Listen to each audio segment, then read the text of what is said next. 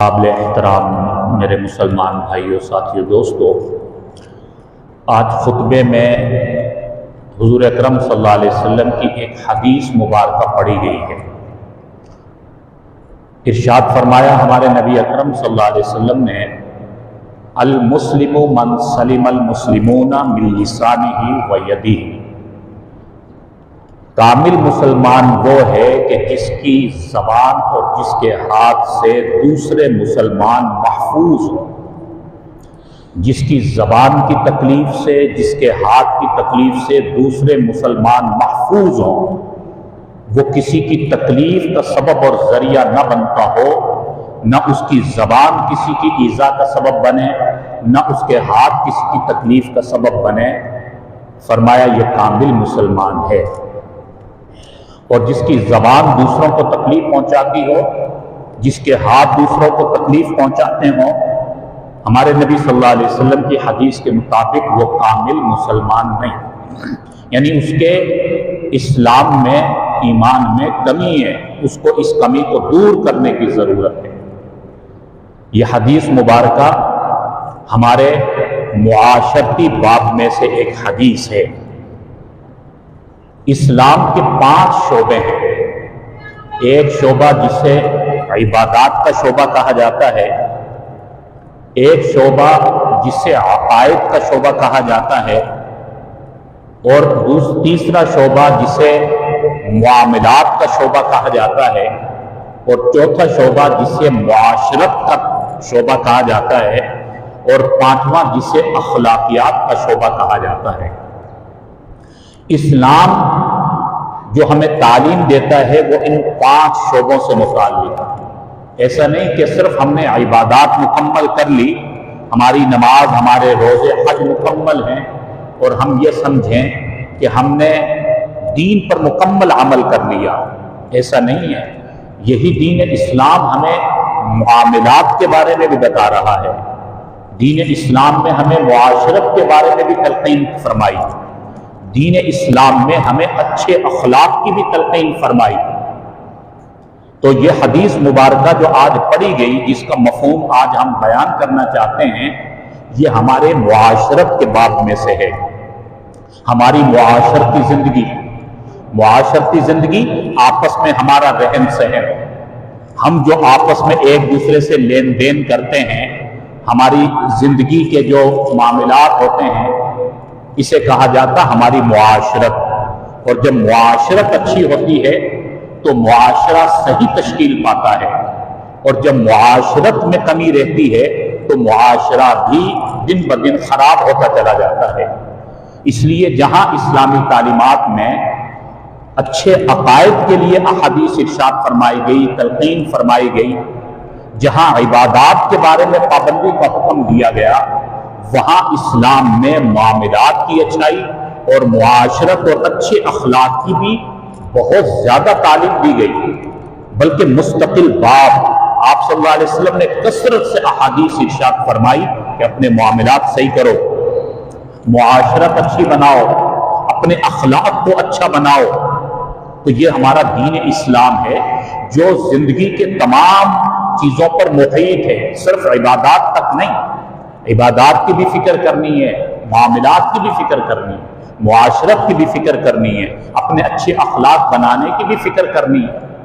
تو یہاں آپ صلی اللہ علیہ وسلم ایذائے مسلم سے بچنے کا حکم فرما رہے ہیں۔ کسی مسلمان کو تکلیف دینے کا ہم سبب نہ بنے، کسی بھی مسلمان کو ہماری ذات سے کوئی تکلیف نہ پہنچے۔ مومن کی شان تو یہ ہے کہ اس کی ذات دوسروں کے لیے راحت کا سبب ہوتی ہے، اس کی ذات دوسروں کے لیے خیر کا سبب ہوتی ہے۔ کامل مسلمان وہی ہے کہ جو دوسروں کے لیے بھلائی کا سوچتا ہے، جو دوسروں کے لیے خیر خواہی کا سوچتا ہے، چہ جائے کہ اس کی زبان اور اس کے ہاتھ سے دوسرے مسلمانوں کو تکلیف پہنچے، یہ تو ایک بہت بڑی بات ہے۔ اسلام تو کہتا ہے خیر خواہ بنو، ایک دوسرے کی بھلائی والے بنو۔ چنانچہ اسلام کی ان تعلیمات کو ہم سامنے رکھیں گے تو یقیناً ہم سربلند رہیں گے، دنیا بھی اچھی بنے گی، آخرت بھی اچھی بنے گی۔ حضور صلی اللہ علیہ وسلم ہمیشہ دوسروں کو تکلیف سے بچانے کی کوشش کیا کرتے، یہاں تک کہ روایات میں آتا ہے کہ نماز کتنی بڑی عظیم عبادت ہے۔ نماز سب سے بنیادی عبادت، جب آپ صلی اللہ علیہ وسلم نماز پڑھا رہے ہوتے تھے اور چونکہ ایک طرف پردے میں خواتین بھی ہوا کرتی تھی تو بعض خواتین کے ساتھ ان کے بچے بھی آ جایا کرتے، یا بعض دفعہ مردوں کے ساتھ بھی آ جایا کرتے، تو آپ صلی اللہ علیہ وسلم نماز پڑھا رہے ہوتے اور کسی معصوم بچے کی رونے کی آواز آ جایا کرتی۔ اب ظاہر معصوم بچہ رو رہا ہے، ماں نے نیت باندھ رکھی ہے تو بچے کے لیے بھی تکلیف، ماں کے لیے بھی یقیناً ایذا۔ روایت میں آتا ہے آپ صلی اللہ علیہ وسلم فرض نماز کو مختصر فرما دیا کرتے، آپ صلی اللہ علیہ وسلم اپنی تلاوت کو مختصر فرما دیا کرتے۔ کس کے لیے؟ ایک بچے کے لیے، ایک ماں کی تکلیف، بچے کی تکلیف کو سامنے رکھ کر اتنے بڑے عظیم فریضے کو آپ صلی اللہ علیہ وسلم مختصر فرما کر، تلاوت مختصر کر کے جلدی نماز کو مکمل فرماتے کہ ماں اپنے بچے کو دیکھ لے۔ یہ اسلام ہے، دوسروں کو تکلیف سے حتی الامکان بچانا ہے۔ روایت میں آتا ہے آپ صلی اللہ علیہ وسلم روزانہ تہجد کے لیے اٹھا کرتے تھے، لیکن انداز کیا ہوتا تھا؟ بہت خاموشی کے ساتھ تہجد کی نماز میں اٹھتے کہ برابر والے کو یا فیملی والوں کو میری وجہ سے ان کی نیند میں خلل نہ ہو۔ اتنی خاموشی تھی، کیونکہ حضور علیہ السلام کا تو ایک اللہ سے تعلق الگ تھا، جلدی اٹھنا ہوتا، تو آپ صلی اللہ علیہ وسلم فرمایا بہت اتنی خاموشی سے اٹھا کرتے کہ ازواج مطہرات میں سے جو بھی ہوتی یا جو بھی فیملی والے ہوتے کسی کی نیند خراب نہ ہو، بڑی خاموشی سے اٹھ کر وضو فرماتے اور تہجد کی نماز ادا فرمایا کرتے۔ اندازہ کیجئے، یہاں بھی اس بات کی کوشش کہ کہیں میری وجہ سے گھر والوں کی نیند خراب نہ ہو جائے۔ اسے کہا جاتا ہے کہ دوسروں کی خیر خواہی اور دوسروں کو معمولی سی تکلیف سے بھی بچانے کی کوشش کرنا۔ روایات میں آتا ہے کہ حجر اسود کو بوسہ دینا بہت بڑی عبادت۔ حجر اسود کو جس نے بوسہ دے دیا اس کے سارے گناہ معاف، لیکن چونکہ ہر انسان کا وہاں تک پہنچنا مشکل ہے، اگر سبھی اس فضیلت کو حاصل کرنے کے لیے حجر اسود تک پہنچنے کی کوشش کریں گے تو ایک دوسرے کی ایذا کا سبب بنیں گے، جیسے کہ ہوتا بھی ہے۔ بہت سے لوگ بے صبرے ہیں یا معلومات نہیں ہیں اور وہ زبردستی حجر اسود تک پہنچنے کی کوشش کرتے ہیں، ایک دوسرے کے سر ٹکرا رہے ہوتے ہیں، چشمے ٹوٹ جاتے ہیں، ایک دوسرے کی تکلیف کا سبب بنتے ہیں۔ لیکن اسلام نے کیا حکم دیا؟ فرمایا کہ کسی کو تکلیف نہ پہنچاؤ۔ حکم دے دیا گیا کہ جو دور سے کھڑے ہو کر استلام کر لے گا، دور سے کھڑے ہو کر حجر اسود کو دیکھ کر وہ دعا اور استلام کر لے گا، اللہ اس کو بھی اتنا ہی ثواب دے گا جو باقاعدہ حجر اسود کو بوسہ دے کر آیا۔ اب اندازہ کیجئے اسلام ایذائے مسلم سے بچانے کا کتنا اہتمام کرتا ہے۔ فرمایا کہ وہاں تک مت جاؤ، سب وہاں تک جائیں گے تو تکلیف کا سبب ہوگا۔ فرمایا تم دور ہی سے استلام کر لو، جو جا سکتے ہیں چلے جائیں آسانی سے دوسروں کو تکلیف سے بچاتے ہوئے، اور فرمایا کہ دور سے استلام کر لو، اللہ تمہیں وہی فضیلت عطا کر دے گا۔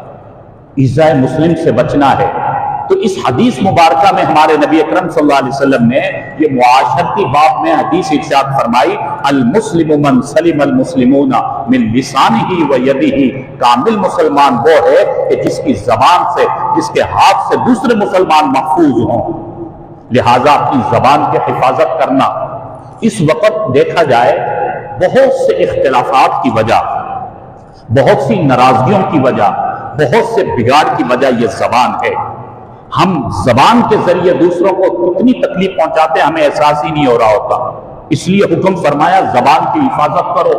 تمہیں اندازہ نہیں ہے کہ تم اپنی زبان سے کسی کے دل کو کتنا زخم پہنچا دو گے، تم اپنی زبان کی وجہ سے کتنا بڑا فساد کھڑا کر سکتے ہو، تم اپنی زبان کو غلط چلا کر تم کسی سے دشمنی مول لے سکتے ہو، کسی کو کسی سے لڑا سکتے ہو، تم زبان کو غلط استعمال کر کے معاشرے کے بگاڑ کا سبب اور ذریعہ بن سکتے ہو۔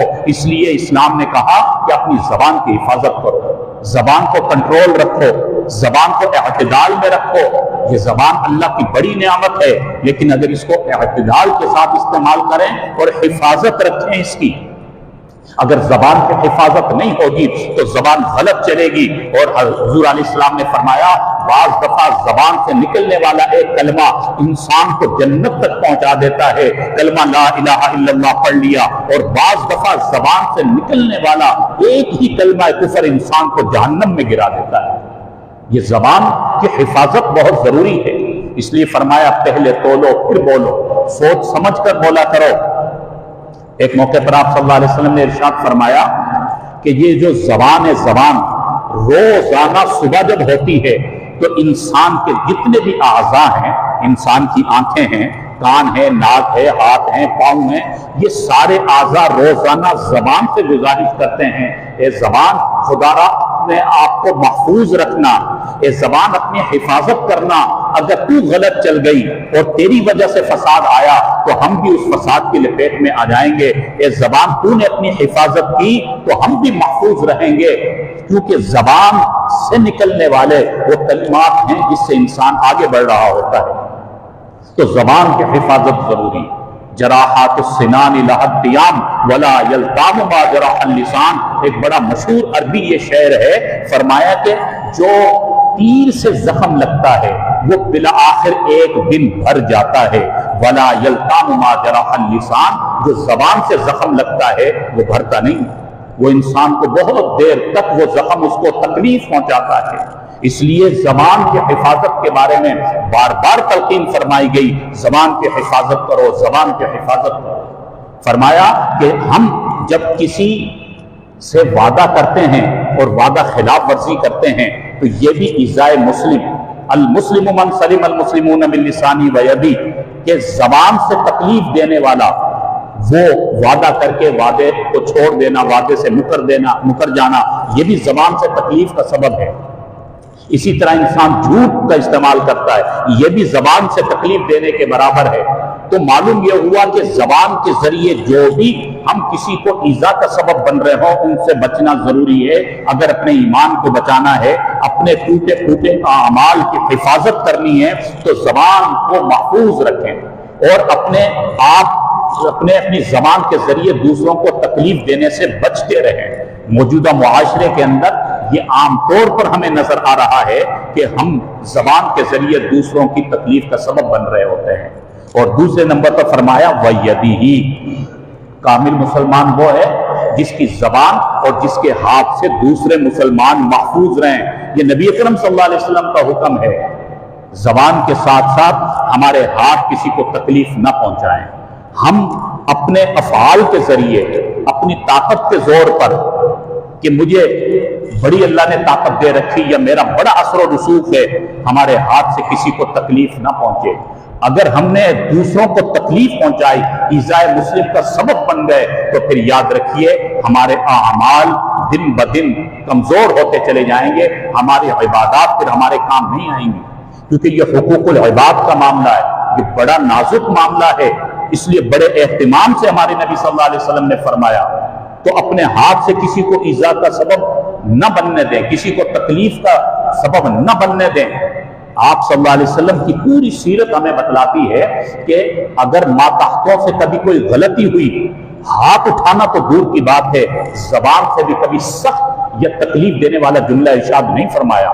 ماتحت چاہے وہ غلام تھے یا ماتحت اور دوسرے لوگ تھے، حضرت انس رضی اللہ عنہ جو سب سے زیادہ حضور صلی اللہ علیہ وسلم کی خدمت میں رہے، فرماتے ہیں کہ میں کئی دفعہ حضور صلی اللہ علیہ وسلم کے مزاج کے خلاف غلطیاں کر جایا کرتا۔ آپ صلی اللہ علیہ وسلم خود فرماتے میں کچھ کر دیا کیونکہ وہ حضور کی خدمت میں سب سے زیادہ رہا کرتے تھے، لیکن آپ فرماتے ہیں کہ میں نے کبھی بھی اپنے نبی کے چہرے پر شکن نہیں دیکھی، اور پیشانی پر میں نے کبھی ایسا نشان نہیں دیکھا کہ میں محسوس کروں کہ ناگوار گزر رہا ہے، اتنا برداشت کیا کرتے تھے۔ حالانکہ غلطی ہوتی تھی، لیکن نہ زبان سے کوئی تکلیف پہنچائی کہ کوئی ایسا سخت جملہ کہہ دیں، اور نہ ہی ہاتھ سے، حالانکہ وہ تو شاگرد تھے، بچے تھے، چھوٹے تھے، ماتحت تھے، غلام بھی تھے، مجال کبھی کسی کو آپ صلی اللہ علیہ وسلم نے ہاتھ سے تکلیف پہنچائی ہو۔ اور آج ذرا ہم غور کریں، اسی وجہ سے ہم دیکھ رہے ہیں کہ یہ بگاڑ بڑھ رہا ہے کہ معمولی سی باتوں پر ہاتھ بھی اٹھ جاتا ہے، اور زبان تو کب چلتی ہے ہمیں بھی محسوس نہیں ہوتا، ہمیں احساس ہی نہیں ہوتا کہ زبان سے ہم کیا کیا کلمات ادا کر گئے، خصوصاً ماتحت۔ جو ہمارے ملازمین ہوتے ہیں، یاد رکھیے پوچھا جائے گا اس معاملے میں بھی کہ وہ تمہارا ماتحت تھا، کمزور تھا، وہ تمہیں کچھ کہہ نہیں سکتا تھا، تم نے اپنی زبان کے ڈنک چلا کر اسے کتنی تکلیف پہنچائی، اس کی معمولی سی غلطی پر تم نے اسے کتنا ڈانٹا یا ہاتھ اٹھا دیا۔ تو خلاصہ یہ ہے کہ ہمیں اس معاشرتی حدیث کو سمجھنا ہے، اپنے آپ کو ایذائے مسلم سے بچانا ہے، اور یہ مومن کا اصول ہونا چاہیے کہ مومن تو ہمیشہ خیر خواہ ہوتا ہے، مومن تو دوسروں کی بھلائی کا سوچتا ہے۔